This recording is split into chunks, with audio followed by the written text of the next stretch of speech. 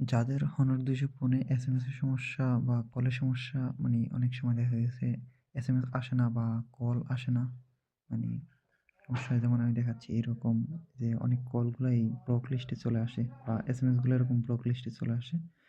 তাদের জন্য এই ভিডিওটি। তারা একটা সেটিংস করবেন শুধু। এই যে সেটিংসে যাবেন। যাওয়ার পরে আপনারা এখানে সিকিউরিটিতে চলে আসবেন। সিকিউরিটিতে আসার পরে এই যে স্ক্যাম প্রোটেকশন এখানে আসবেন। আসার পরে দেখবেন যে এই যে ব্লক স্ক্যাম কল বা ব্লক স্ক্যাম মেসেজ এই অপশনগুলো বন্ধ করে দিবেন। এই অপশনগুলো সব বন্ধ করে দিলেই সমস্যাটির সমাধান হয়ে যাবে। সবগুলো অপশন বন্ধ করে দেবেন। তাহলেই হয়ে যাবে, ঠিক হয়ে যাবে।